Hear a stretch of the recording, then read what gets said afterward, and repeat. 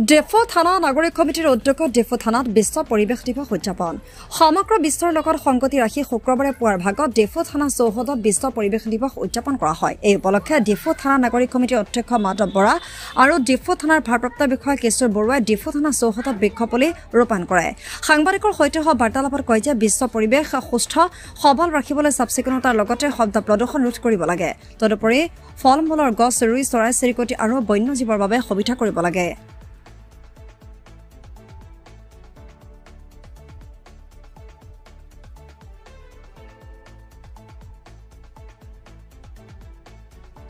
পোনপ্ৰথমতে ডিফুৰ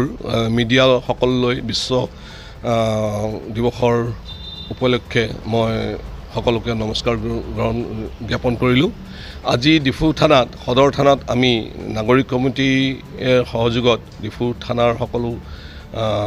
যিমান সদস্য আছে আৰু ইয়াৰ যিমান আমাৰ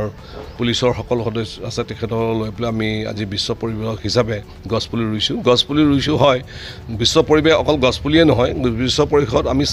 চাফ চিকুণ কৰা আৰু শব্দ চাউণ্ড পলিউশ্যন সকলো আমি একচুৱেলি নাইকিয়া কৰিব লাগে গতিকে মই সকলো অসমবাসী বা সকলো ভাৰতবাসী ৰাইজকো অনুৰোধ কৰিছোঁ যে গছ ৰুব লাগে আৰু গছৰ লগতে বাকী বিশ্ব পৰিৱেশ হিচাপে আমি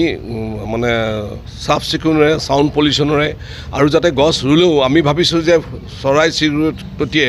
জীৱ জন্তুৱে খাব পৰা গছৰ পুলি ৰুলে বেছি ভাল উপকাৰ হয় কাৰণ তাৰ পৰা আমি বন্যপ্ৰাণী সকলোকে জীয়াই ৰাখিব পাৰিম যিহেতু আজিকালি যুগত জামু কঁঠাল একো বন্য জীৱ প্ৰাণীয়ে খাবলগীয়া বস্তু নাইকিয়া হ'ল হাতীয়ে আজিকালি ঘৰে ঘৰে যাবলগীয়া হৈছে গতিকে সকলোকে বিশ্ব পৰিৱেশ হিচাপে মই ফ্ৰুটছ গছ ৰোৱাৰ ওপৰত বেছি জোৰ কৰিছোঁ গতিকে এইখিনি কৈ পেলাই মই আজি নাগৰিক কমিটিৰ পৰা সকলোকে ধন্যবাদ জ্ঞাপন কৰিছোঁ